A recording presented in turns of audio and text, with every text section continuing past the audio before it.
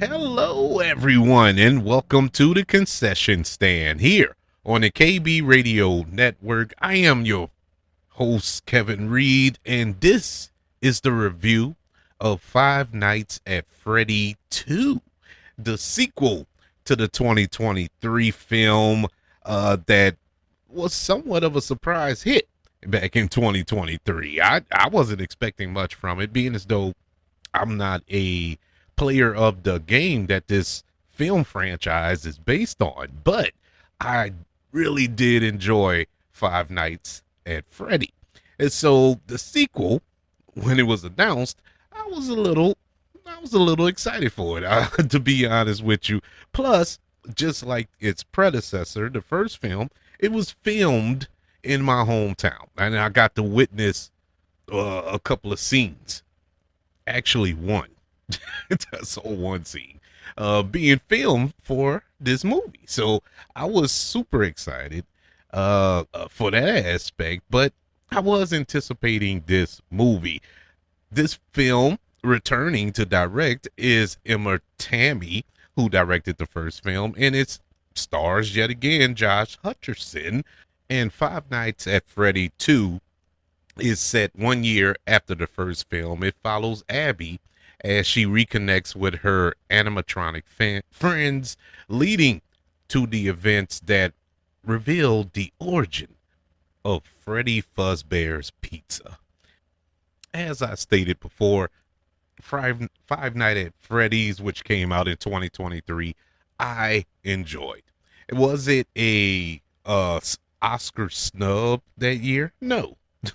It wasn't on the top 10 list of anybody's best of the year that year, but it was a fun movie. It knew what it was, and it leaned into it what it was, and you enjoyed it for that. It was campy and cheesy and whatnot, and you enjoyed it for that. And I really enjoyed Five Nights at Freddy's. So did millions of others. That's why they greenlit a sequel. And so you think you would get the same kind of formula that you got in the first film? Now, I know sequels tend to go bigger and better. At least they try. Not all sequels work, but uh, at least the attempt is there to make it bigger and more grander. The stakes are higher. The special effects are better, and there's more action and things of that nature. But when we get to Five Nights at Freddy 2, I don't know what I was watching. I have no idea what this movie was. I don't get this movie. I really scratched my head. I don't know, man. It was like I had to go to therapy, and not because it drove me insane or anything, but I had to get my head checked to see if something was wrong with me, because it felt like I fell asleep through 70% of this movie and didn't realize I fell asleep, because if it was so bland and boring and the story went absolutely nowhere. I'm like, wait, did I miss something? When once we got to the end of this movie, I'm like, did I miss something? And is this supposed to be like this? Because this movie had the audacity to give you twist, and give you a little ending that obviously sets up a third film in this franchise. It's like, what did I watch? I don't see where none of this adds up. None of this makes sense. We start off good. We start off the opening scene, which was a flashback, and I'm like, okay, they're setting up the story. We see a little origin story, which wasn't really an origin story, but cool. The film is going to try to go a little deeper and a little darker, I must say, than the first film. We're going to go down some roads that we didn't witness in the first film, as far as a darker tone. And that's not what this franchise, and it's weird to say that because there's only one film to reference here, and that's the first one. But that's not what this film needs. It didn't need to go down this darker route. That's not what I'm looking for when I see Five Nights at Freddy's. I want to see camp. We're talking about animatronic, possessed animatronic things that run around and kill people. It's pretty simple premise, you know. It's not rocket science. So trying to go deeper into this lore that just went all over the place, I felt it was unnecessary, and it muddied the waters as far as the story is concerned. Our lead character, I don't even think he was the lead. Josh Hutcherson had absolutely nothing to do with this movie. Absolutely nothing to do in this film. And I like Josh Hutcherson. He's an actor that I feel is slightly underrated. I feel he should be bigger than what he is. You know, coming off the Hunger Game films with Jennifer Lawrence and all that, I thought he would be bigger than what he is, but he's not.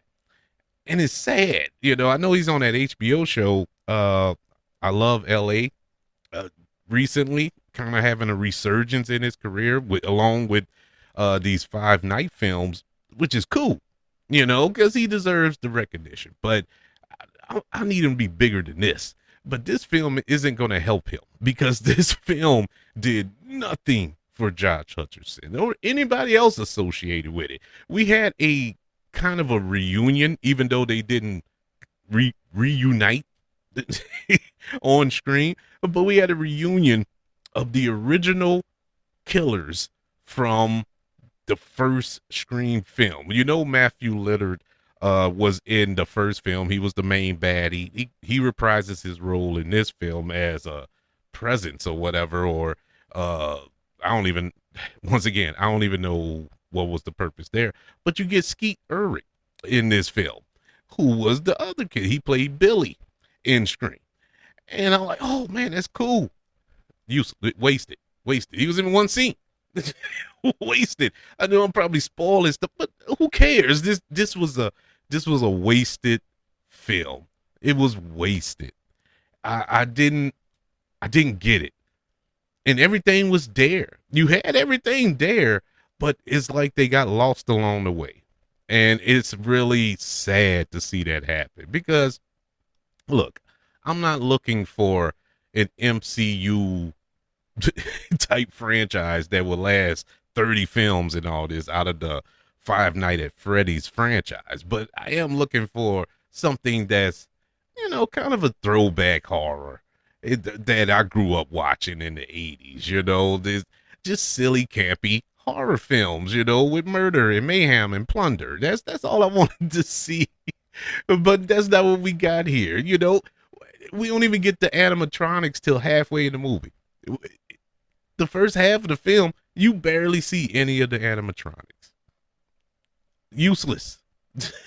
Useless. That's the whole point of going to see the movie. The first film set up everything you needed. You didn't need to spend half of this film setting up a story that really didn't have to be told. Now, I'm saying all this. I didn't play the games. Maybe this fits into the events of one of the games in the series. I think I read somewhere it's based off of the second game or the third game, maybe. I don't know. It is based off of one of the games, storyline wise. And if that's the case, fine. You know, fans of the game probably enjoyed it, and I hope that they do. But for the novice like me, who's going in blind, I didn't get it. I was lost, and I wanted to get it. That's the part that hurts. I wanted to get it, and the job of the filmmakers is to make those who didn't play the games want to be engaged in the movie. You know, like, okay, I can get on board with this, but I just couldn't. I just couldn't. It wasn't for me. Now, with all that being said, like I said, they set up a third film. If they make a third movie, if this film is successful and they make a third one, I'm probably going to watch it, you know, just to see what happened, because it seems like a continuation. The way it played out, you know, when the movie ends, you're like, that's it? You know, it's one of those, but we didn't get it to be continued at the end. It was just, that was that, you know. That was that. So I'm like, okay, I guess that's what we're gonna rock with. You know, we're setting up the third film. And they really didn't set it up till literally the last scene of the movie. Now, have they planted seeds throughout to kind of, you know, get your blood boiling and your anticipation rising for a third movie? Maybe I would have felt a little better, but it was like thrown at you at the very end of the movie. Literally, the last scene of the movie. All these little plot points just came out of nowhere. And then that twist. I don't care. I don't care if you're a fan of the game or whatever. That so-called twist. And you got to see, I'm not going to spoil it, but if you've seen the movie, you know what I'm talking about. Where did that come from? I mean, why is that even there? None of that was ever set up. It was just, oh, hey, here I am. And it's like, oh, it's you. You live in a small town. Look, I just, it didn't work for me. Now, there were some positives. There were some positives, believe it or believe it or not. There were some funny moments. They had a little funny moment here or there. The performance of the young actress who plays Abby Piper Rubio, I thought she did good. She was decent for the role that she was given. That's it. That's it. The kills, they had a couple of kills in here that were pretty cool. That's it. I have nothing else. I have nothing else to give. This movie was disappointing to say the least, but you know, if you're not looking for anything from this movie, you probably be all right.